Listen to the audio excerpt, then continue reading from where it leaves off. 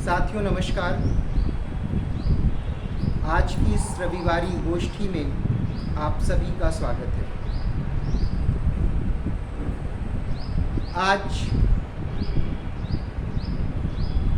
की इस गोष्ठी में जिस महत्वपूर्ण विषय पर हम सब बातचीत करने के लिए यहाँ पर इकट्ठे हुए हैं, वह विषय है अस्मिताओं का बाजार। मानव जीवन ही अस्मिताओं से घिरा हुआ है। लगातार जिस तरीके की शिक्षा वर्तमान समय में हम सबको दी जा रही है, उसमें मैं होने का एक एहसास कि आप ऐसे ही हैं, और अगर आप ऐसे ही हैं और आपको बेहतर होना है तो आपको इसी तरीके की सोच भी रखनी। आप ही श्रेष्ठ हैं और आपके अलावा कोई दूसरा श्रेष्ठ हो भी नहीं सकता है। इस तरह की बात सब तरफ लगातार की जा रही है। कुछ शिक्षा के परिवर्तन के कारण भी, क्योंकि आज सुबह ही मुझे एक लेख मिला और उस लेख में जिस तरीके की बात कही गई थी वो एकदम उलट सी बात समझ में आ रही थी। और वह लेख है सम्राट अशोक के गिरनार का 12वां शिलालेख। सम्राट गिरनार पर्वत है गुजरात में, और वहाँ पर ब्राह्मी लिपि में 14 शिलालेख हैं। उसमें से 12वें शिलालेख में अशोक ने क्या कहा है वह देखने लायक विषय है, सोचने लायक विषय है। कहते हैं, देवानाम प्रिय प्रियदर्शी राजा विविध दान और पूजा से गृहस्थ और सन्यासी सब संप्रदाय वालों का सत्कार करते हैं, किंतु देवानाम प्रिय दान या पूजा की इतनी परवाह नहीं करते जितनी इस बात की कि सब संप्रदायों के सार तत्व की वृद्धि हो। सार की वृद्धि कई प्रकार से होती है, पर उसकी जड़ वाक संयम है, अर्थात लोग केवल अपने ही संप्रदाय का आदर और जब चाहे दूसरे संप्रदायों की निंदा ना करें, या विशेष अवसर पर निंदा भी हो तो संयम के साथ हर दशा में दूसरे संप्रदायों का आदर करना ही चाहिए। ऐसा करने से मनुष्य अपने संप्रदाय की उन्नति और दूसरे संप्रदायों का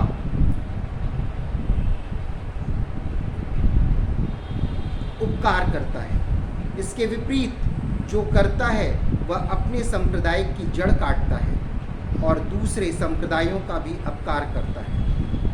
क्योंकि जो कोई अपने संप्रदाय की भक्ति में आकर इस विचार से कि मेरे संप्रदाय का गौरव बढ़े, अपने संप्रदाय की प्रशंसा करता है और दूसरे संप्रदाय की निंदा करता है, वह ऐसा करते वास्तव में अपने संप्रदाय को की गहरी हानि पहुंचाता है। इसलिए समवाय परस्पर मेलजोल से रहना ही अच्छा है, अर्थात लोग एक दूसरे के धर्म को ध्यान देकर सुने और उसकी सेवा करें। क्योंकि देवानाम प्रिय की यह इच्छा है कि सब संप्रदाय वाले बहुश्रुत भिन्न भिन्न संप्रदायों से परिचित तथा कल्याणकारक ज्ञान से युक्त हो। इसलिए जो लोग अपने अपने संप्रदाय में ही अनुरक्त हैं, उनसे कहना चाहिए कि देवानाम प्रिय दान या पूजा को इतना बड़ा नहीं समझते जितना इस बात को कि सब संप्रदायों के सार तत्व की वृद्धि। ये भारतीय सोच है, ये भारतीय दृष्टि है जो सबको साथ में लेकर के चलने में विश्वास रखती है। लेकिन लगातार हम उस सोच और उस दृष्टि की ओर बढ़ते जा रहे हैं जो सबको साथ में लेकर चलने में विश्वास नहीं रखती। और शायद अगर सब साथ में चलने लगें तो बहुत सारे लोगों का बाज़ार या कहूँ बाज़ारवाद खत्म हो जाए। बाज़ारवाद के लिए ज़रूरी है कि लोगों में विद्वेष हो, लोग एकजुट ना हो। इन्हीं सारी विषयों को लेकर के आज का विषय तय किया गया कि जो आज अस्मिताओं का बाज़ार बहुत व्यापक रूप से पूरे विश्व में परिलक्षित हो रहा है, जिसमें बहुत सारी लड़ाइयाँ हम सब के सामने दिखाई पड़ रही हैं, चाहे वो ईरान इज़राइल का युद्ध हो, इज़राइल फ़िलिस्तीन का युद्ध हो, या यूक्रेन रूस का युद्ध हो, या बहुत सारे ऐसे युद्ध जो कि अघोषित हैं लेकिन युद्ध तो हैं। तो हम सब के बीच में अर्थशास्त्री और समाजकर्मी डॉक्टर कृष्ण स्वरूपानंदी जी हैं। उनसे ही इस विषय पर अपनी बात रखने के लिए हम अनुरोध करते हैं कि वे हमारी समझ को थोड़ा और बढ़ाएं। डॉक्टर आनंदी जी। सम्मानित वरिष्ठ जनों एवं युवा मित्रों, मैं शुरू करता हूं, लेकिन ये भरोसा नहीं दिला सकता कि मैं विषय के साथ न्याय कर पाऊँगा। कोशिश पूरी करूँगा। कभी कभी आदमी अपने ही बुने हुए जाल में फंस जाता है, तो कुछ वैसी ही मेरी स्थिति हुई है। कल स्वप्निल जी से बात हो रही थी तो मैंने कह दिया।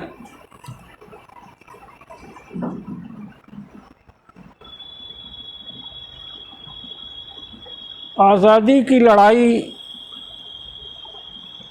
से थोड़ी बात शुरू करता हूँ और आज हम कहाँ पहुँच चुके हैं इस पर। आज़ादी की लड़ाई के दिनों में देश के लोग परस्पर भेदभाव भूल करके एकजुट हो करके ब्रिटिश साम्राज्य के द्वारा खड़ी की गई औपनिवेशिक व्यवस्था से जूझ रहे थे। उस समय सब तरह के लोग थे, सब धर्मों के लोग थे, सब संप्रदायों के लोग थे, सब जातियों के लोग थे और सब एकजुट होकर के लड़ रहे थे और एक साथ रचनात्मक काम कर रहे थे।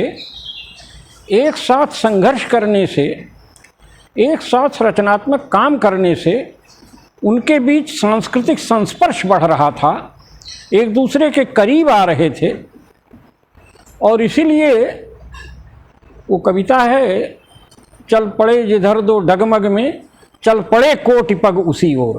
करोड़ों लोग एक साथ जूझ रहे थे। जाति, धर्म, संप्रदाय के बंधन लोगों के बीच काफ़ी ढीले पड़ रहे थे। चलिए 1857 को ही लेते हैं। बात उठी थी कि जो कारतूस है उसमें सूअर और गाय की चर्बी के मांस का प्रयोग किया गया है और इसको लेकर के सिपाहियों में विद्रोह हुआ है। बाद में सूअर और गाय की चर्बी लगे कारतूस से ही अंग्रेजों पर हमला किया, भूल गए देश के लिए। आज़ादी की लड़ाई के दिनों का जो चित्रण महादेवी जी करती थी, अद्भुत करती थी। जैसे वो बता रही थी कि नवजात बच्चे को गोद में लिए हुए घूंघट काढ़े हुए स्त्रियां जेल जा रही हैं। तो एक अखिल भारतीय अस्मिता बन रही थी। और आज़ादी के बाद जैसे दो घटनाओं का मैं उल्लेख करूंगा। शेख अब्दुल्ला की पार्टी का नाम था शुरू में मुस्लिम कॉन्फ्रेंस, उन्होंने कहा ना नेशनल कॉन्फ्रेंस। मुस्लिम कॉन्फ्रेंस नाम बदला गया और शेख अब्दुल्ला ने अपनी ही पार्टी का नाम मुस्लिम कॉन्फ्रेंस से नेशनल कॉन्फ्रेंस रखा। पूर्वी पाकिस्तान की तरफ रुख किया जाए 1952 में या 51 में वहाँ भाषा आंदोलन चला था। उस भाषा आंदोलन में प्रमुख रूप से कलकत्ता ढाका यूनिवर्सिटी के छात्र आगे आए थे, कुर्बानी दी थी उन्होंने, क्योंकि कायदे आज़म जिन्ना ने फरमान जारी कर दिया था कि उर्दू जो है पूरे पाकिस्तान की शासकीय भाषा होगी। और जब ये लागू किया गया तब उन दिनों का जो पूर्वी पाकिस्तान था उसमें बगावत हो गई और युवाओं ने उस विद्रोह का नेतृत्व किया। उसी में शेख मुजीबुर रहमान भी छात्र हुआ करते थे। तब नाम था मुस्लिम लीग। नाम बदला उन्होंने, अवामी लीग किया। यानी बृहत्तर अस्मिता की ओर लोग बढ़ रहे थे। आज़ादी के बाद जिन आंदोलनों को भी मैंने देखा, निकटता से देखा, कुछ में दृष्टाभाव से रहा, कुछ में थोड़ा शामिल भी रहा, वहाँ भी हमने देखा कि हम भारत के लोग लड़ेंगे। हम यानी न वहाँ धर्म था, न जाति थी, न संप्रदाय था, हम लोग मिल करके लड़ेंगे।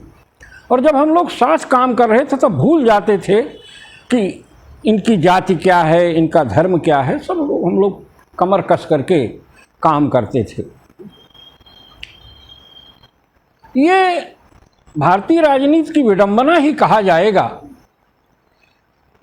कि बहुत बड़े नेता, जिनको हम बहुत सम्मान के साथ याद करते हैं, डॉक्टर राम मनोहर लोहिया, उन्होंने एक नारा दिया कि पिछड़े जो हैं वो 100 में पावें 60। उन्होंने जिस भावना से कहा होगा ये था कि, लेकिन उसका कितना विकृत स्वरूप आगे होता गया।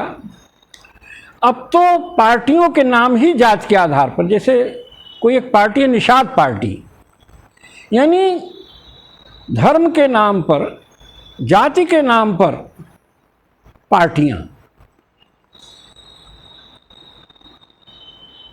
तो जो एक बृहत्तर अस्मिता हमारी बननी थी वो अब बिखर रही है और आग में घी डालने का काम किया है बाज़ार ने। बाज़ार की वाहक शक्तियां हैं बहुराष्ट्रीय कंपनियां, उन्होंने, जैसे एक दो उदाहरण मैं आपके सामने रखूंगा। 1 अक्टूबर को पंजाब के गुरदासपुर ज़िले में एक गांव है, उस गांव में सरपंच पद की नीलामी हुई। 15 अक्टूबर को चुनाव होना है और नीलामी 50 लाख से शुरू हुई। 50 लाख जैसे होता है कि ये मिनिमम रिजर्व है, इससे ऊपर अगर किसी को लगाना हो तो लगाए। अंत में भारतीय जनता पार्टी के एक नेता आत्मा सिंह ने 2 करोड़ रुपए की बोली लगाई और सरपंच पद उनको कह दिया गया कि अब यही सरपंच होंगे। और तो यानी 2 करोड़ रुपए दे करके कोई व्यक्ति सरपंच हो जाएगा। और इसी तरह की एक घटना और हुई है, भटिंडा जिले के गांव में, वहाँ भी बोली लगी है। यानी अब बाजारवाद की जड़ें, या बाजारवाद कहें, हमारे लोकतंत्र की जड़ों तक जा पहुंचा है। कुछ और उदाहरण मैं आपके सामने रखना चाहूँगा।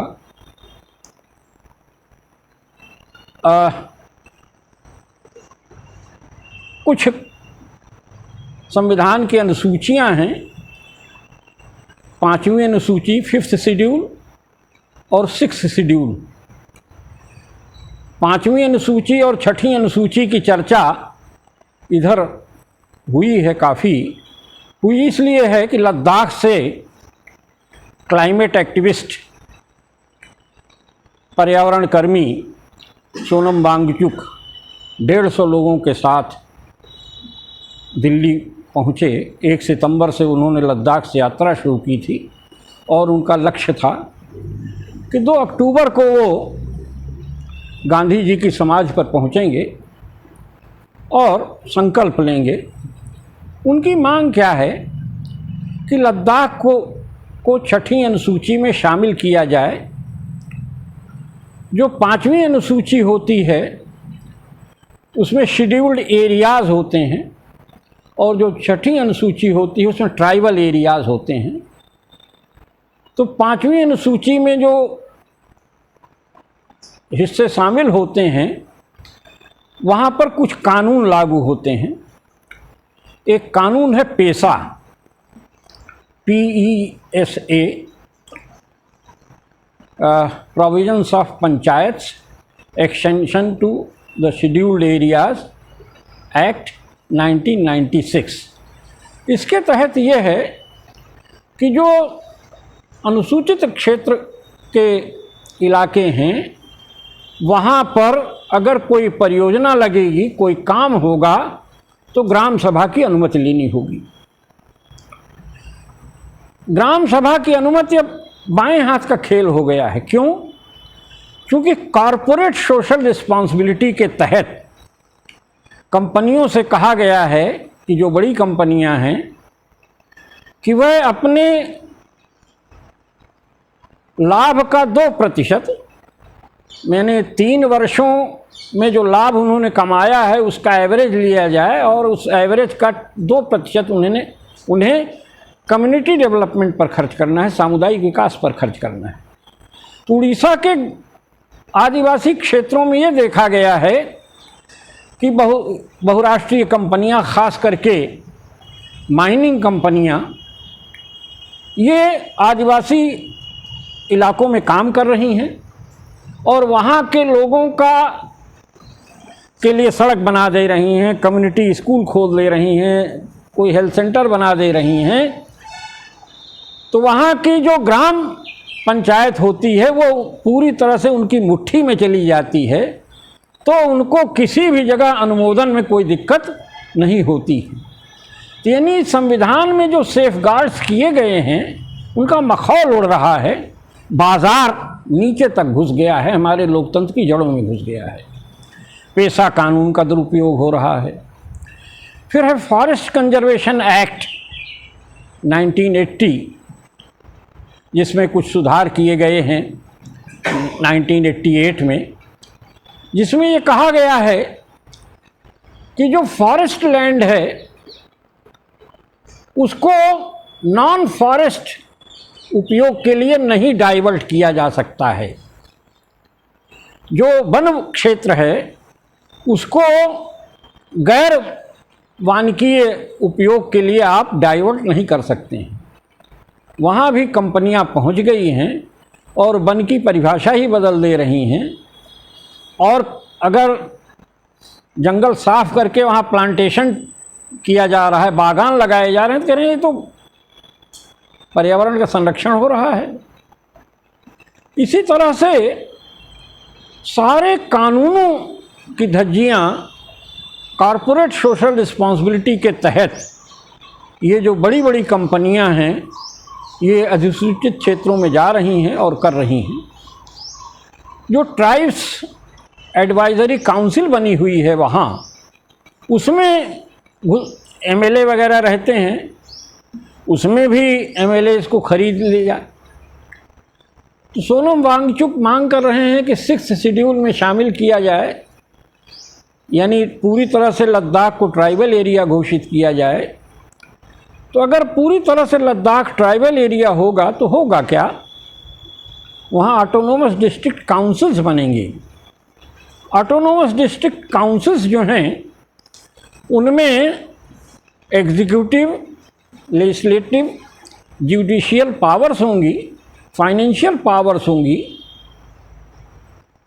लेकिन अन्य जगह के अनुभव ये बता रहे हैं, सरकार ने 5वीं अनुसूची में शामिल शेड्यूल्ड एरियाज में तो पैसा लागू कर दिया और 6ठी अनुसूची तक सरकार पहुंच ही नहीं पाई और उसने हाल्ट कर दिया, रोक दिया। तो वो जो डिस्ट्रिक्ट ऑटोनोमस डिस्ट्रिक्ट काउंसिल्स बनी हैं, उनके भी अनुभव आ रहे हैं कि वहाँ भी लोग कंपनियों के प्रभाव में ये सब कंपनियों के हित के लिए काम करते हैं। माइनिंग के लिए ज़मीन चाहिए, किसी चीज़ के लिए ज़मीन चाहिए, प्राकृतिक संसाधन चाहिए, सब पर लोगों की मुहर। हाँ, कुछ संघर्षशील जुझारू लोग हैं, अपवाद भी है। अपवाद नियामगिरी का है, जहाँ 13 पल्ली सभाओं ने ध्वनिमत से कहा कि हम नियामगिरी को नहीं दे सकते हैं, लेकिन बहुराष्ट्रीय कंपनियां हर जगह घुसी जा रही हैं। जब हम लोगों ने इलाहाबाद में पेप्सी कोला, कोका कोला के खिलाफ अभियान शुरू किया था और अभियान धीरे धीरे देशव्यापी हो गया था, तो उन दिनों हम लोग देख रहे थे कि जगह जगह यूथ फेस्टिवल्स के आयोजन हो रहे हैं, यूथ कार्निवाल्स के आयोजन हो रहे हैं और सबको ये पेप्सी कोला, कोका कोला प्रायोजित कर रहे हैं। यानी युवाओं के बीच हम जा रहे हैं तो युवाओं के बीच वो भी जा रहे हैं, युवाओं के मेले लग रहे हैं, युवाओं के बीच प्रतियोगिताएं हो रही हैं, युवाओं के बीच कार्यक्रम हो रहा है। इलाहाबाद में ही बॉयज़ हाई स्कूल में दलेर मेहंदी का कार्यक्रम हुआ था, जिसमें लाठी चार्ज हुआ था और राम धीरज भाई को लाठी पड़ी भी थी। यानी एक पूरे देश में युवाओं के स्तर पर यूथ कार्निवाल्स। साथ ही साथ इलाहाबाद में तो बहुत बड़ा प्रोफेसर त्रिपाठी जी की अगुवाई में हुआ था, इंसानी बिरादरी काम कर रही थी, बड़ा भारी सनमत टावर लगा था कुंभ मेला क्षेत्र में, वहाँ पर पेप्सी ने भी अपना लगा रखा था। तो कहीं भी कोई हमारे देश का मेला हो, उत्सव हो, कार्यक्रम हो, त्यौहार हो, हर जगह ये मल्टीनेशनल्स पहुँच जाती हैं। एक उदाहरण मैं दूंगा, सावन के महीने में लोग गंगा जल लेते हैं और शिव मंदिरों में ले जा कर के जलाभिषेक करते हैं। तो सबसे बड़ा मेला श्रावणी मेला लगता है बैजनाथ धाम पर। सुल्तानगंज से लोग गंगा जल भरते हैं और बैजनाथ धाम, बाबा बैजनाथ धाम में जा कर के चढ़ाते हैं। डॉक्टर साहब तो वहाँ कांवड़ यात्री बने थे, पंकज पांडे बने थे और इन लोगों ने वो पूरी ड्रेस खरीदी थी, वो जो तो हाँ, तो वहाँ देखा क्या कि वहाँ तरह तरह के कांवड़ यात्री थे। कुछ कांवड़ यात्री तो थे जो दौड़ते हुए जाते थे, कहीं रुकते नहीं थे रास्ते में।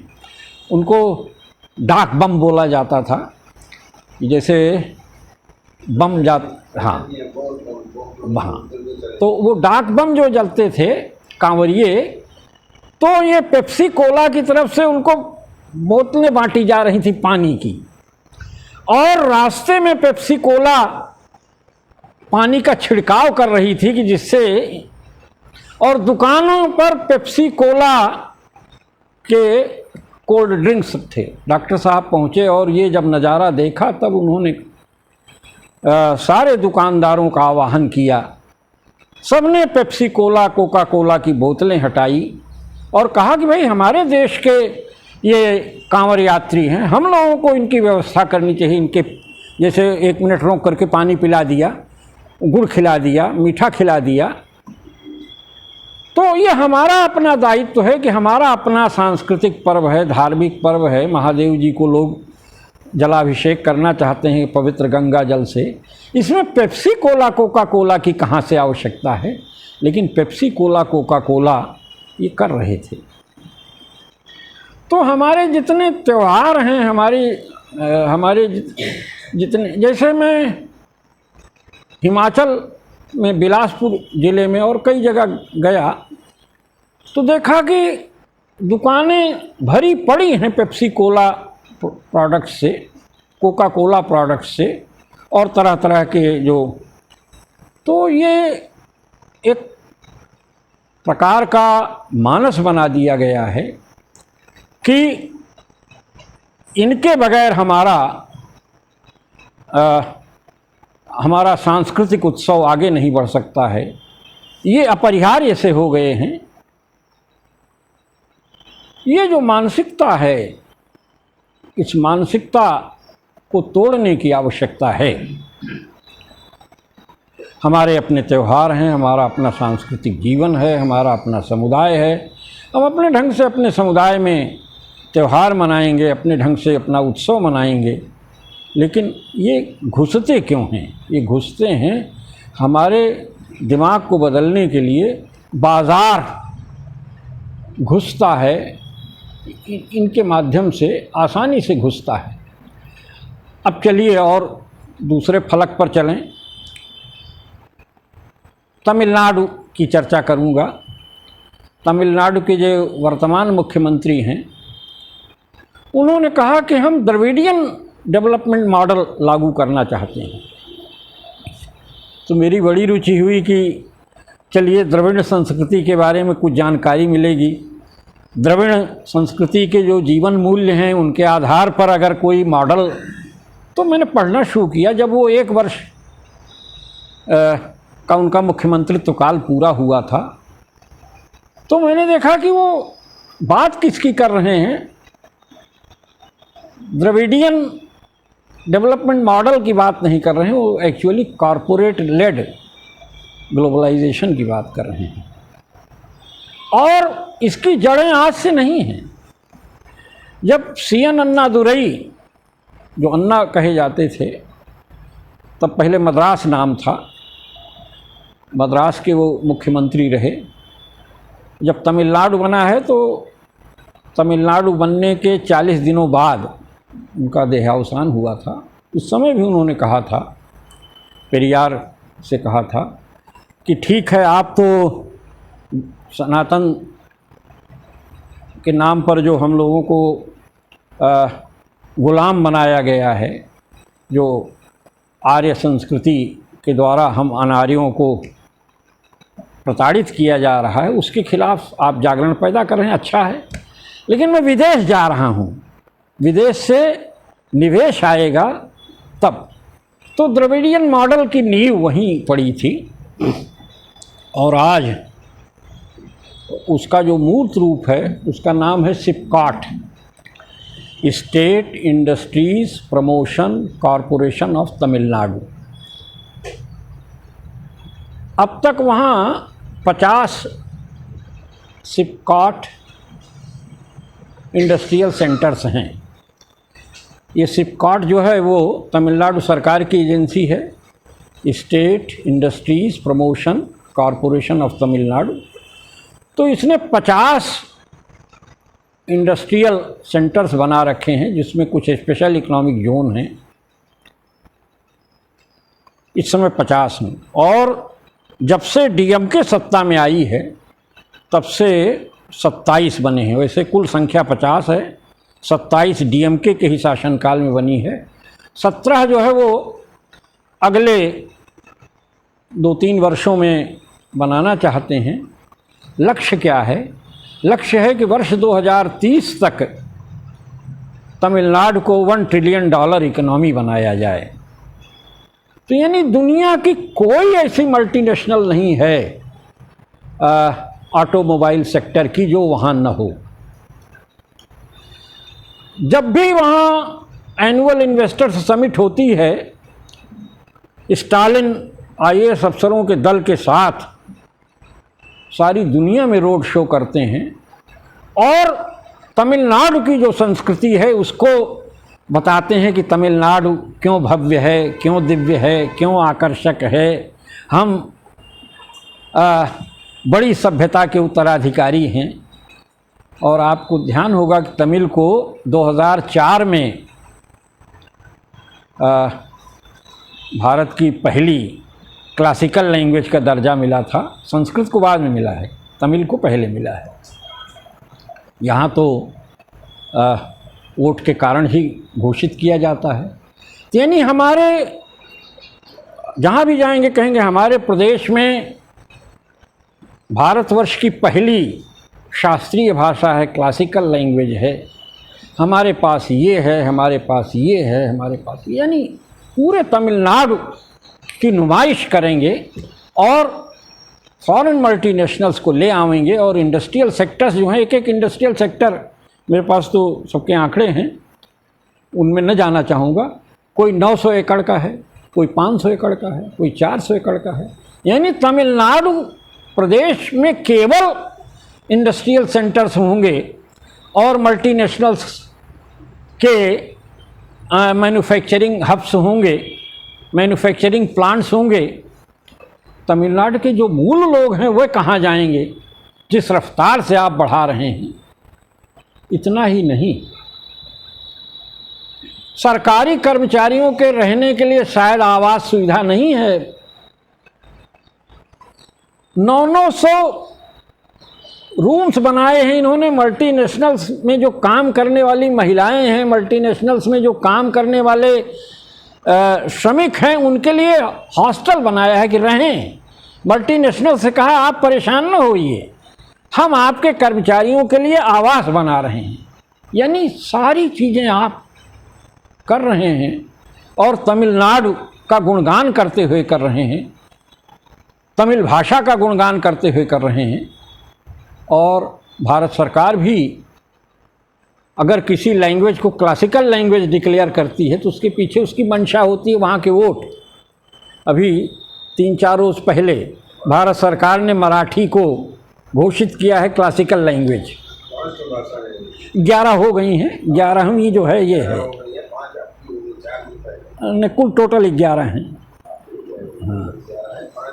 हाँ हाँ, तो टोटल 11 हैं और मराठी को घोषित किया है। उसके पीछे भाव क्या है? भाव ये है कि सेंट्रल रिसर्च इंस्टीट्यूशंस खुलेंगे भाषाओं के विकास के लिए। विदेशियों से कहा जाएगा आप हमारे लिए कोई इनोवेशन सेंटर खोलिए, हमारी लैंग्वेज को डेवलप करने के लिए, हमारी लैंग्वेज ग्लोबल कैसे बने। तो ये पूरे तमिलनाडु का। और अभी चलिए राजस्थान का थोड़ा जायज़ा लिया जाए। राजस्थान वीर भूमि है, इतने सारे किले हैं, इतना सारा उसका इतिहास है राजपूताने का। अभी पिछले महीने जो वहाँ के मुख्यमंत्री हैं उन्होंने IAS अफसरों की एक बैठक बुलाई थी और कहा आप सब लोग राजस्थान के एम्बेसडर हैं, ब्रांड एम्बेसडर हैं और सारी दुनिया में निकल पड़िए, क्योंकि 9, 10, 11 दिसंबर को राइजिंग राजस्थान का जो ये ग्लोबल इन्वेस्टर्स समिट होगा। तो और राजस्थान का पूरा इतिहास, राजस्थान का भूगोल, राजस्थान की संस्कृति, राजस्थान की पूरी जीवन शैली, सारे डॉक्यूमेंटेशन के साथ IAS ऑफिसर्स, हिंदू में तो बड़ी रिपोर्ट आई है इस पर। और अभी 3 जगहों पर मुख्यमंत्री ने रोड शो किया है। रोड शो का तो मतलब अब तक मैं यही जानता था कि भाई सड़क पर दल बल के साथ निकलेंगे और चारों तरफ भीड़ होगी, फूल वर्षा होगी। ना, रोड शो का मतलब यह है कि आप जो मल्टीनेशनल्स के हेडक्वार्टर्स हैं, आप जहाँ ज़्यादा हैं वहाँ आप जाएंगे और किसी बड़े होटल में सबको आमंत्रित करेंगे, खूब फूंक ताप करके आप बताएंगे कि हमारा प्रदेश इतना महान है, इतना गौरवशाली है, ये प्राकृतिक संसाधन हैं, ये बड़े बड़े होटल हैं, ये हेरिटेज साइट्स हैं। और अभी दावे के साथ कहा गया है, 3 जगह किया है मुख्यमंत्री ने, कलकत्ता में, बम्बई में और नई दिल्ली में, कि 12.5 लाख करोड़ का के MOUs पर टोटल वैल्यू है 12.5 लाख करोड़ रुपए के MOUs पर साइन हुआ है। तो यानी ये हम पूरे हर स्तर पर नगर पालिका के स्तर से लेकर के प्रांतीय स्तर से लेकर के राष्ट्रीय स्तर तक देश को पेश किया जा रहा है कि आइए हम एक बड़ी समृद्ध संस्कृति के उत्तराधिकारी हैं। हमारे यहाँ तरह तरह के प्राकृतिक संसाधन हैं, हमारे यहाँ टैलेंट है, आइए निवेश करिए, और हैसल फ्री इन्वेस्टमेंट है, सिंगल विंडो सिस्टम है, सारा क्लियरेंस आपको हो जाएगा। गुलामी की मानसिकता इस कदर घुस गई है कि हमको लगता है कि अगर हमें अपने देश का विकास करना है तो जो हमारे स्मार्ट सिटीज़ होंगे उनके रोल मॉडल्स कौन हैं। अगर बनारस को हमें स्मार्ट सिटी बनाना है तो जापान का क्योटो हमारे सामने आता है। मुंबई को इस तरह से बनाना है शंघाई हो जाए, और यानी सब कुछ। और अभी तो आंध्र प्रदेश में जो नई सरकार आई है, पहले ही उसने एक खाका बनाया था 3 राजधानियों का। जुडिशियल कैपिटल अलग होगी और फाइनेंशियल कैपिटल अलग होगी, लेजिस्लेटिव कैपिटल अलग होगी, और सिंगापुर से एक्सपर्ट्स आए हैं। वो काम रुक गया था और अब फिर उस काम में तेज़ी आ गई है। उससे प्रेरणा प्रधानमंत्री जी को भी मिली है। प्रधानमंत्री जी ने कहा है कि हमें अपने देश में 20 सिंगापुर सिटीज़ बनाने हैं। यानी आप ये जो सिटीज़ बना रहे हैं, जैसे अगर सिपकॉट इंडस्ट्रियल सेंटर्स तमिलनाडु भर में होंगे, कितना पानी चाहिए, कितना चाहिए, अगर इस सब को देखा जाए तो लगता है कि जो ढांचा आप खड़ा कर रहे हैं वो सस्टेनेबल नहीं है। बनारस में प्रधानमंत्री जी ने कहा था कि हम 1000 साल के लिए देश के लिए योजनाएं बना रहे हैं। 1000 साल। वो तुलसीदास जी ने लिखा है ना, जिम पिपीली का सागर था, कि कोई चींटी सोचे कि हम सागर की थाह ले लेंगे। आप 1000 साल की योजना बना रहे हैं।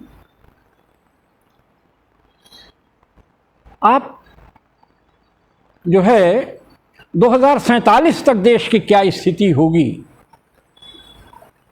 सारे पेड़ साफ हो रहे हैं, जल स्रोत खत्म हो रहे हैं, धरती की उर्वरा शक्ति खत्म हो रही है, पहाड़ों का नाश किया जा रहा है, पर्यावरण का नाश किया जा रहा है। मैं कवि नहीं हूँ, उस दिन मैंने सोचा था कविता लिखूँगा तो मेरे दिमाग में आ गए दान बहादुर सिंह सूढ़, एक बहुत बड़े कवि थे फैजाबाद के।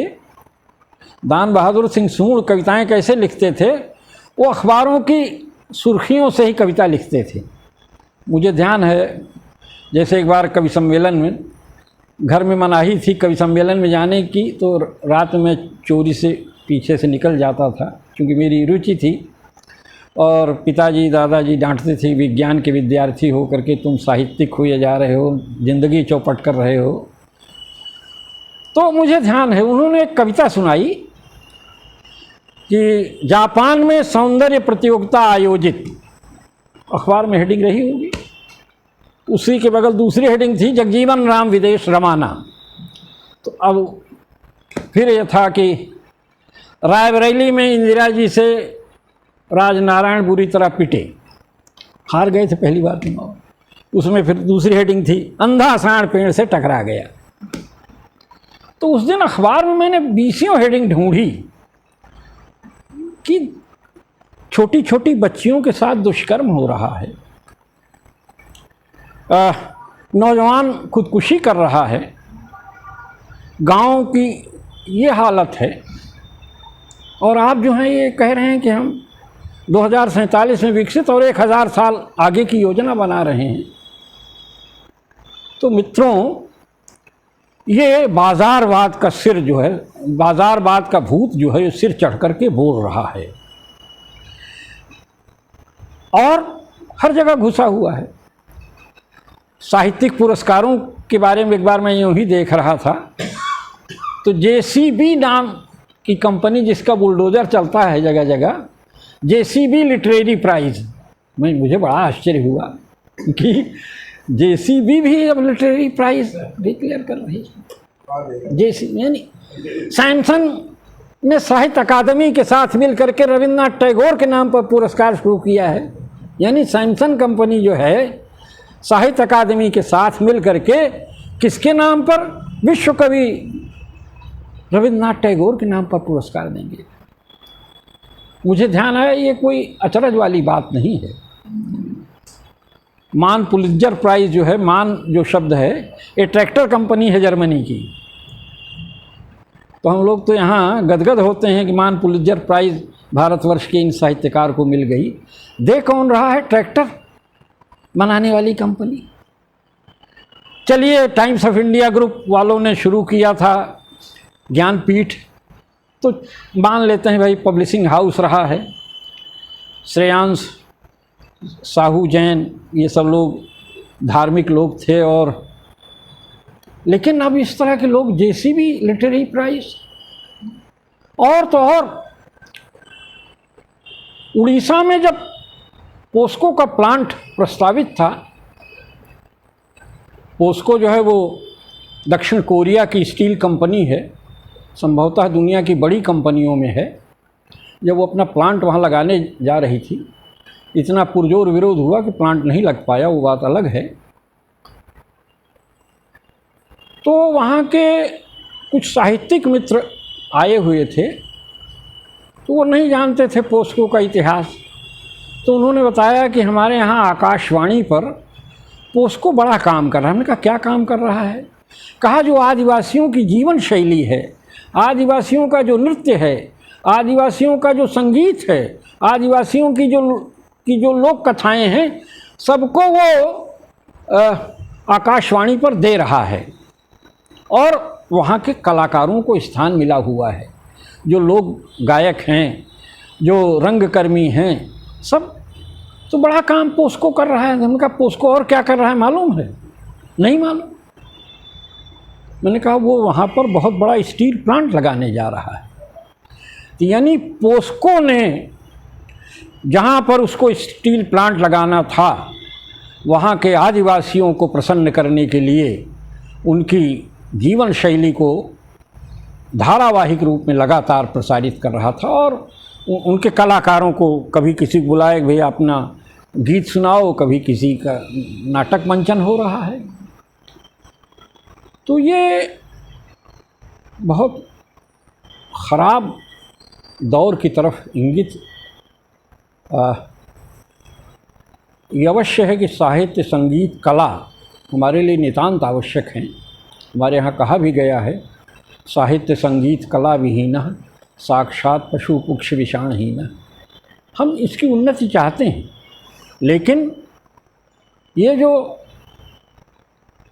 हमारी पूरी सभ्यता, हमारी पूरी संस्कृति को नष्ट करने वाली जो ताकतें हैं, उनके द्वारा इसका विकास नहीं हो सकता है।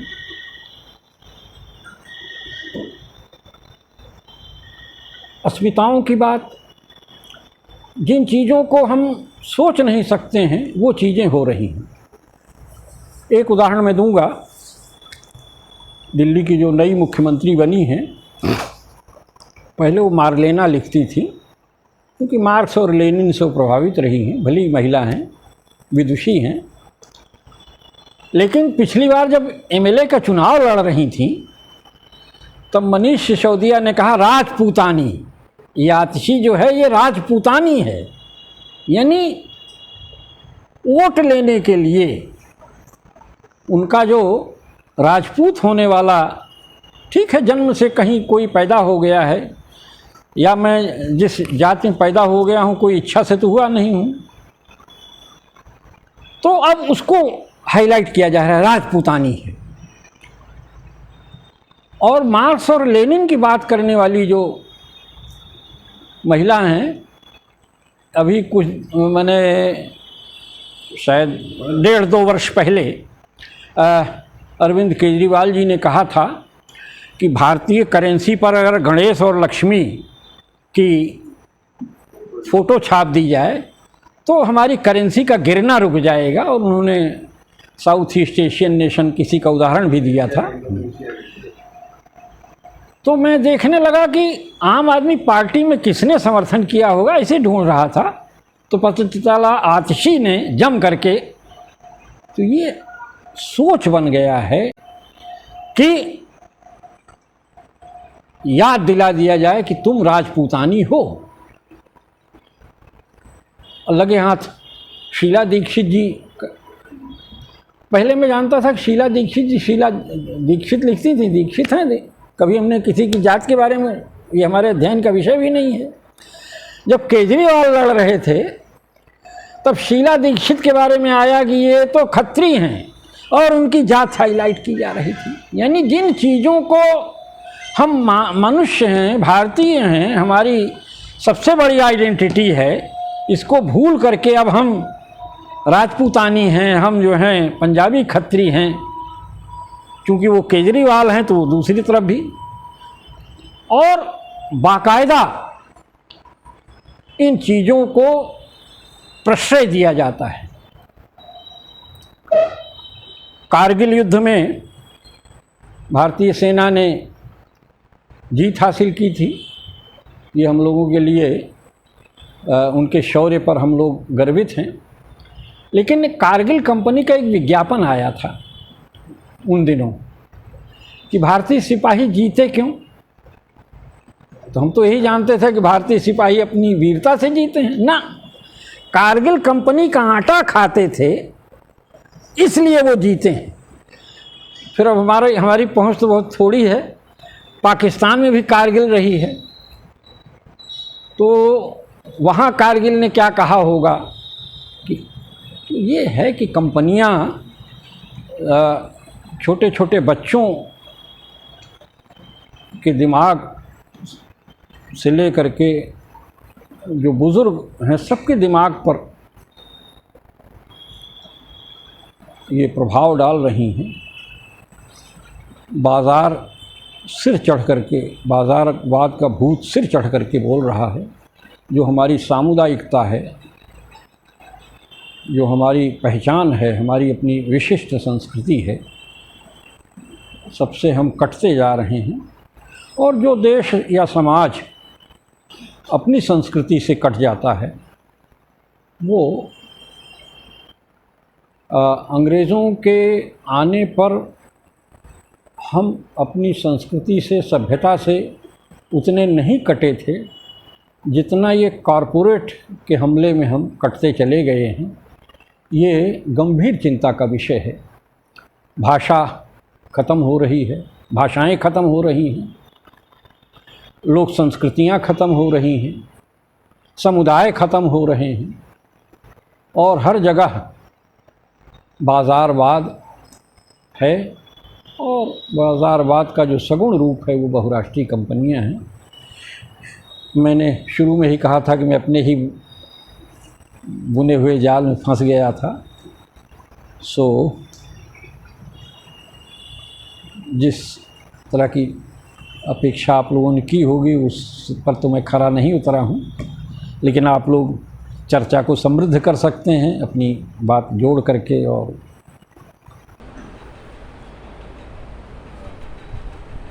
जैसा आनंदी जी कह रहे थे, विषय काफ़ी दुरूह है। दुरूह इसलिए अधिक है क्योंकि इसके अनेक पक्ष हैं। उनमें से जितने लोग यहाँ बैठे हैं उन्होंने इसको अलग अलग तरह से सुना भी होगा।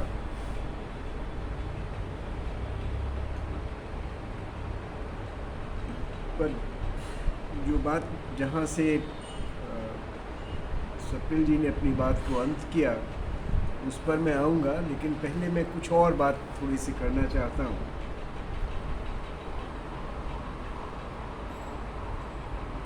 वो ये है कि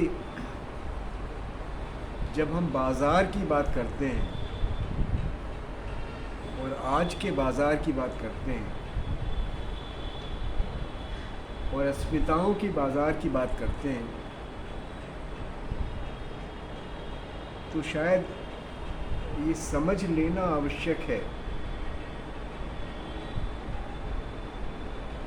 कि जो आज का बाज़ार है वही हमारी अस्मिताएं बना रहा है। बाज़ार का मतलब कॉरपोरेशंस है।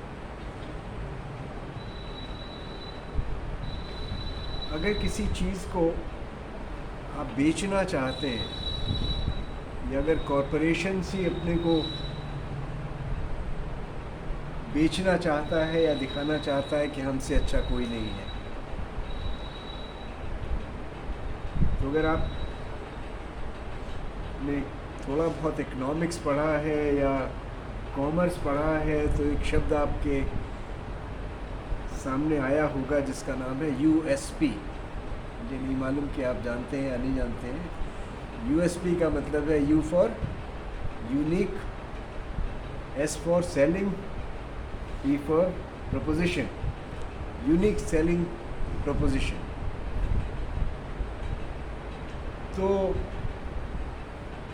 विश्वविद्यालय भी जो है यूएसपी का इस्तेमाल करने लगे हैं, क्योंकि दिखाते हैं कि जब अपना ऐड दिखाते हैं तो दिखाते हैं NCAA ने जो है हमें जो है NCRF हाँ तो A+ जो है नैक ने हमें जो है A+ दिया है या A++ दिया है, या NRF में हमारी रैंकिंग फलानी है, या जो है हमारे जो क्या कहते हैं जिसे प्लेसमेंट जो हुए हैं ना विद्यार्थी, उनको जो पैकेज मिला है, एवरेज पैकेज मिला है वो इतने लाख का मिला है या इतने करोड़ का मिला है, तो वो यूनिक सेलिंग प्रपोजिशन होता है। या एक ज़माने में एक क्रीम हुआ करती थी जिसे शाहरुख खान शायद बेचा करते थे, जो ये बताती थी कि हाँ अगर आपका रंग जो है वो काला है तो बुरा हो जाएगा। आपको याद है ना? अभी वो बिकती है, कोई और बेच रहा है।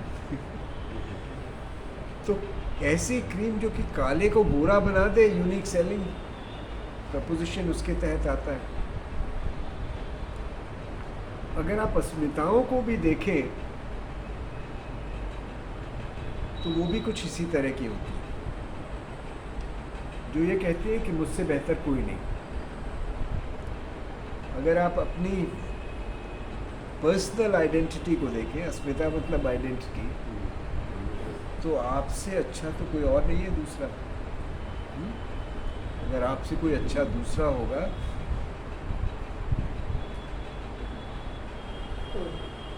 तो ऊपर वाला हो सकता है, लेकिन इस धरती पे तो नहीं कोई पैदा हुआ। और यही बात जो है वो सामाजिक अस्मिता के तहत भी आती है कि जिस समाज में, जिस ग्रुप में आप पैदा हुए हैं, उसकी जो विशेषता है वो किसी और की नहीं है। अनेक कारणों से हो सकती है, ऐसा देखा गया है। हम लोगों ने बहुत सारे अध्ययन किए हैं जिसमें पूछते हैं कि हाँ चलिए अपने को आप एक्स ग्रुप को बिलोंग करते हैं, वाई से कंपेयर कीजिए। हिंदू जो है अपने को, जिसकी बात ही कर रहे थे, हिंदू अगर अपने को मुसलमान से कंपेयर करते हैं तो कहते हैं हिंदुओं में ये विशेषता होती है। मुसलमान अगर कहते हैं तो कहते हैं तो काफ़ी लोग हैं इनमें, हम में जो विशेषता है वो इनमें नहीं है। अंग्रेज़ जब यहाँ आए थे तो हम लोग तो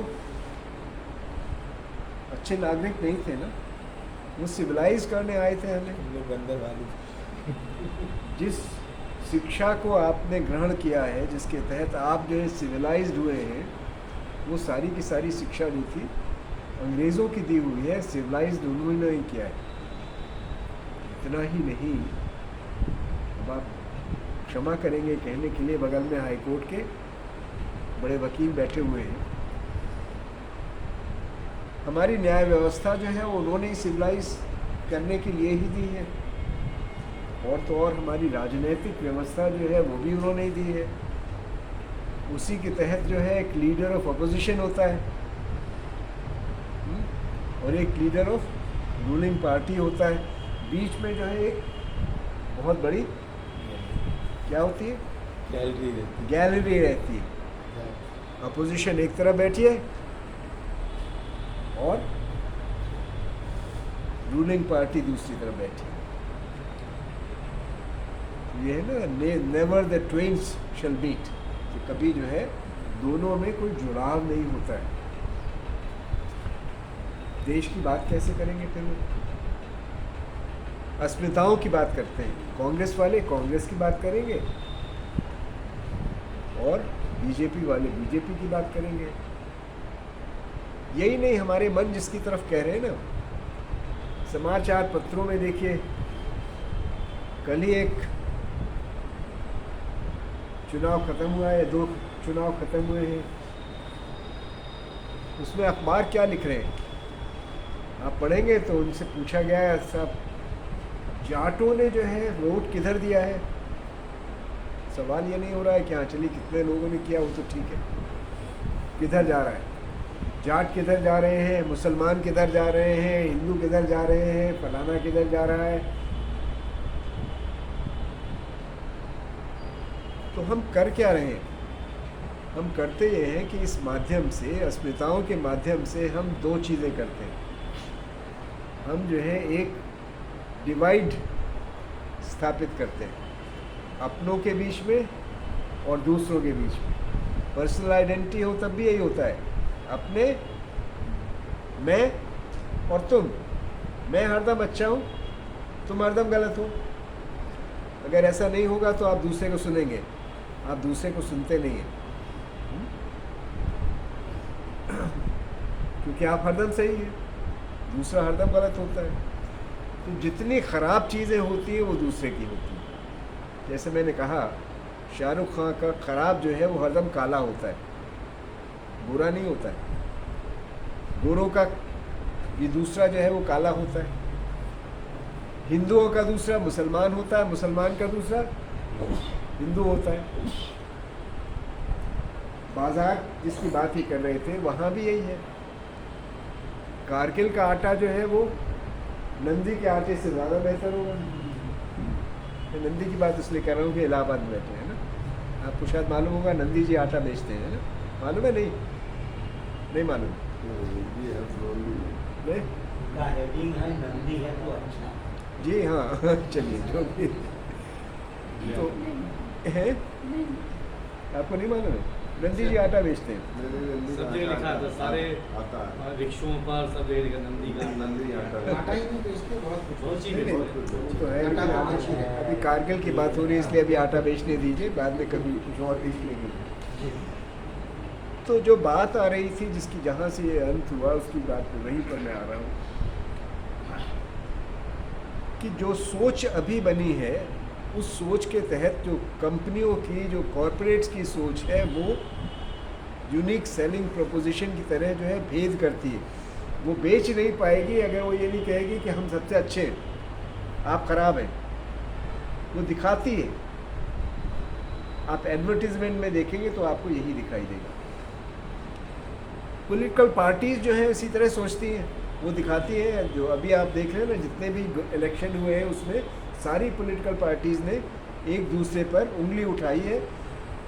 एक दूसरे पर पार्टी पर ही उंगली नहीं उठाई, उन्होंने नेताओं पर भी उंगली उठाई है। मोदी जी जो है राहुल गांधी की बुराई करेंगे, राहुल गांधी मोदी जी की बुराई करेंगे। तो जो बात हो रही है वो यहाँ पर हो रही है कि अगर जो है अच्छा समाज बनना है, वो अच्छा समाज तभी बन सकता है जबकि हमारी सोच बदलेगी। और अस्मिताओं की बात जो हो रही है और जो बाज़ार की बात हो रही है, जो बाज़ार हमारे दिमाग को कंट्रोल तब नहीं करेगा अगर हमारे दिमाग बदलेंगे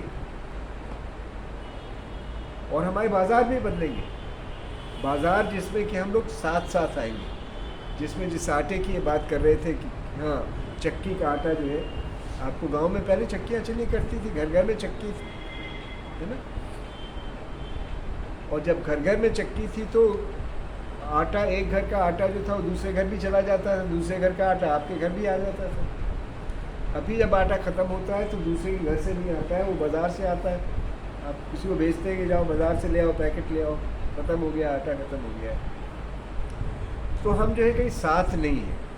समाज में जो है साथ आना ज़रूरी है, और वो जब तक कि आपके मन नहीं मिलेंगे तब तक वो होगा नहीं, अच्छा समाज नहीं बनेगा। जितनी समस्याओं की बात हम लोग कर रहे हैं वो सारे के सारे वो नहीं होंगे। इनकी भी समस्या वही है। हाई कोर्ट के जितने भी हमारे इंस्टीट्यूशंस हैं उनका भी हाल यही है। इनके यहाँ दो तरह के वकील होते हैं ना, दो तरह के होते हैं ना वकील। एक तरफ होता है जो कि एक पार्टी से खड़ा होता है, दूसरा वाला दूसरी पार्टी से खड़ा होता है। इनके यहाँ डिसीशन भी इसी तरह से हो जाता है, स्प्लिट डिसीशन हो जाते हैं। पंचायत में कभी स्प्लिट डिसीजन होता था? पंचायत में तो स्प्लिट डिसीजन नहीं होते थे। पंचायत में दो लोग खड़े भी नहीं होते थे कि एक जो है वादी की तरफ से खड़ा हो, एक प्रतिवादी की तरफ से खड़ा हो, ये नहीं होता था। वो ये था कि न्याय की बात है, और न्याय जो है एक ही होता है, न्याय दो नहीं होते। न्याय मिलेगा तो न्याय मिलेगा, और न्याय जो है उसका ही नहीं कि दोनों को मिलेगा, और दोनों को लगना चाहिए कि हाँ हमें न्याय मिला है। लेकिन आज जो है वो स्थिति जो है खराब हो गई। लेकिन वो वाली बात जहाँ से कि सप्तम जी ने बात खत्म की थी, कि बात वहीं से आती है जहाँ से हम लोग जो है जब तक कि हमारी शिक्षा की पद्धति नहीं बदलेगी, सोचने का तरीका नहीं बदलेगा, तब तक हम ऐसे ऑर्गेनाइजेशंस नहीं बना पाएंगे, ऐसे संस्थान नहीं बना पाएंगे जिसमें कि लोग गले मिलकर रहें। गले मिलेंगे तभी जबकि हम देखेंगे कि हम सब लोगों को का जो उद्देश्य है वो एक जगह पहुंचना है। हमारी दौड़ जो है वो फर्स्ट आने की नहीं है, हमारी दौड़ जो है वो साथ साथ एक लक्ष्य पर पहुंचने की है। और जब सब एक जगह एक साथ पहुंचेंगे तब अस्मिताओं का बाज़ार नहीं होगा, अस्मिताओं की लड़ाई नहीं होगी, और तब मैं और तुम का भेद नहीं होगा। ऐसा भेद नहीं होगा जिसमें तुम हरदम ख़राब होता है और मैं हरदम अच्छा हूँ। तो आप सबको यहाँ आने के लिए बहुत धन्यवाद।